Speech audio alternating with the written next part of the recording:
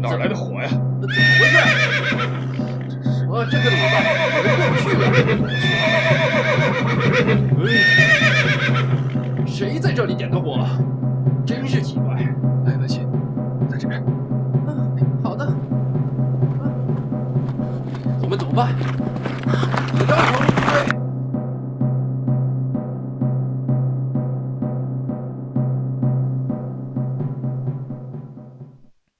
对。哎，你真厉害！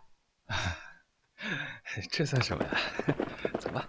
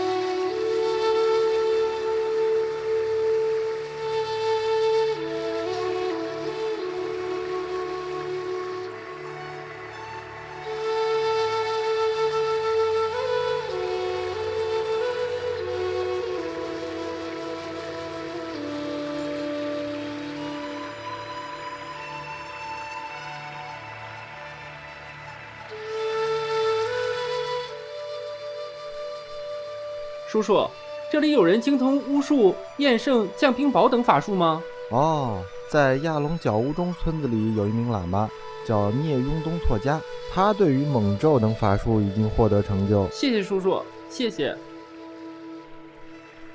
驾。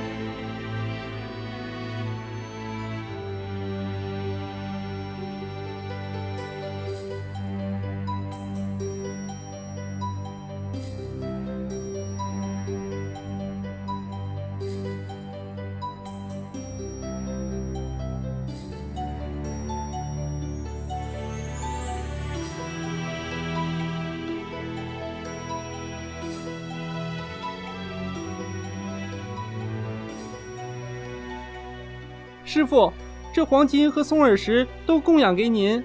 还有连身与义3叶也供与您。因为我们的乡邻曾多次迫害我们母子3人，所以母亲让我来学习咒术。我妈已发誓说，如果我咒术学得不精通而回家，她就在我面前自杀。上师啊，我恳请您慈悲教授我这个可怜的孩子吧。哦，这样啊。要我教你咒术是需要正当的理由的，我不能轻易将这咒术传给别人。你说的话，我还要考虑考虑啊。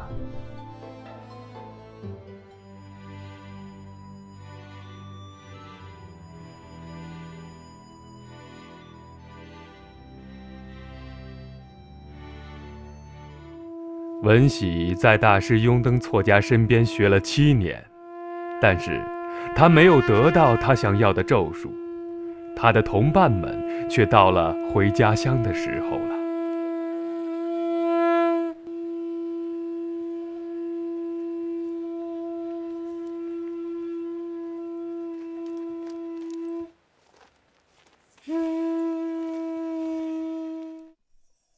你们各自回各自的家乡去勤奋休息。